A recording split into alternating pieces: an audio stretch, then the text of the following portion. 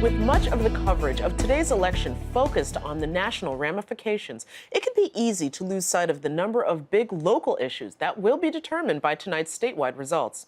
From rent control and health care to criminal justice reform, marijuana legalization, and abortion rights. This election is bound to have a significant impact on the lives of all New Yorkers. So joining me now to discuss what is at stake is Jonathan Lentz, editor-in-chief of City and State New York.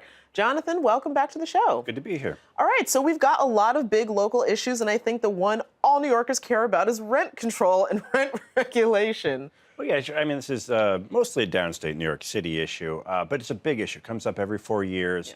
Yeah. That'll be up for renewal in the 2019 state legislative session. And historically, the Republicans who have controlled the state Senate have protected the interests of real estate and developers. Should Democrats take the state Senate, which looks like a real possibility, things might look good for tenant advocates and people that want to have stronger protections for tenants in New York City. And for the 5 people in New York City who don't know what kind of protections we're talking about, just explain a little bit more. Sure. I think there's about 1 million people in New York City who are under rent control, and that means your rent can only go up a certain amount year by year. There are certain points at which you can go out of rent control. And over time, Republicans have been able to erode some of those protections or raise the thresholds, get more people out of rent control. And that keeps your rent fixed at a certain level. Again, if Republicans are out of the way, that could mean more protections. Maybe some people are even arguing to bring more people under rent control, which would be something you haven't seen in New York in generations. All right. Another big issue that Democrats are running on is going to be health care. And while that's being debated, of course, at the national level, there's the possibility of single-payer health care in the state. Or is there the possibility? It's something that state Senate Democrats are really pushing for, and their associates in the Assembly as well have supported this idea. There are real question marks. How much would it cost? There was a big study that said, it might actually be feasible in New York. Some people argue also it could make more sense, really, if it were a national program. To just do it at the state level would pose some difficulties. Even if, again, Democrats do take the state Senate, this will be a big thing to work through. It could be, go into 2020 or 2021 to kind of work through the details. No guarantee whatsoever that gets done. Of course, and that is a big piece of legislation for the state to have to handle.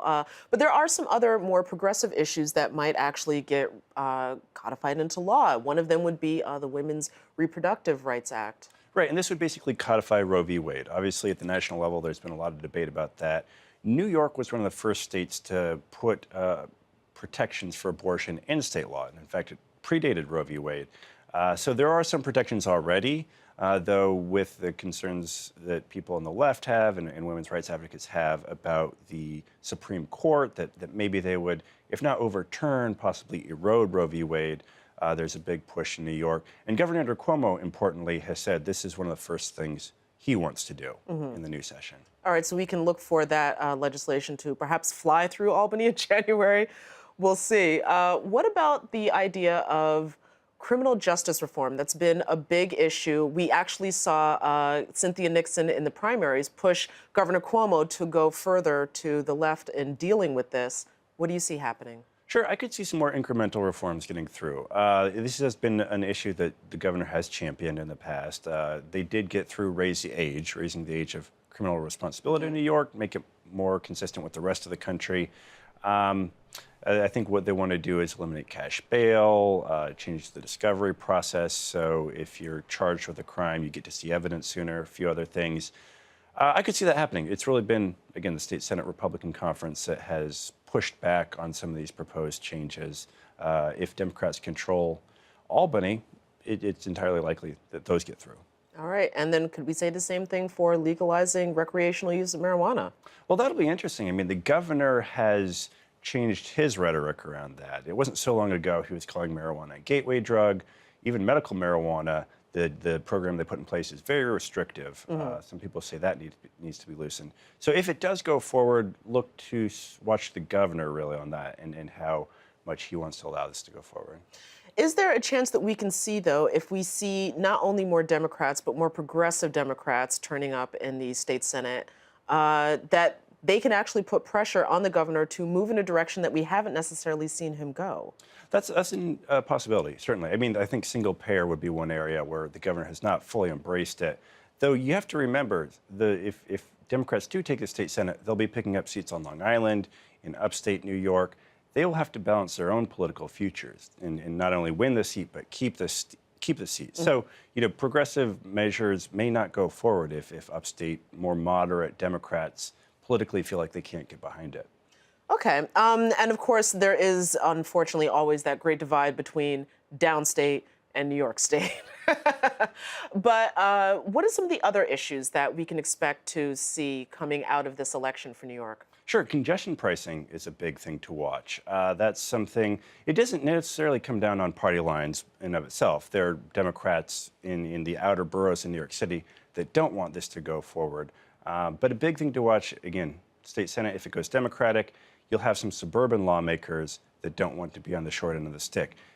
Historically, the last time Democrats controlled the state Senate, there was this MTA payroll tax that went through, ended up being a big political issue, and largely contributing to Republicans retaking the state Senate. So whatever goes forward, folks like Andrea Stewart Cousins, she's the Senate Democratic leader, and she's from Westchester, she's from the suburbs.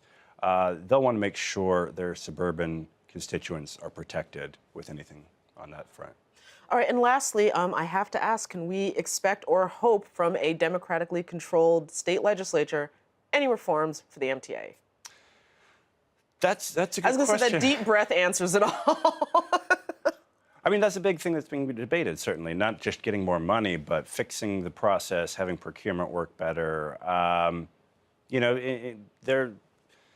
guess there is a risk with single-party control. If Democrats can control every house and the governorship, maybe they won't be as inclined to push for reforms if there's not the opposition party holding people accountable. Although I would assume that there'd be more of an expectation for results, but we'll see what happens when the legislature comes back in January. Certainly. All right. And just a reminder to our viewers, Metro Focus will continue to provide in-depth coverage of all of these important issues so that you can stay informed.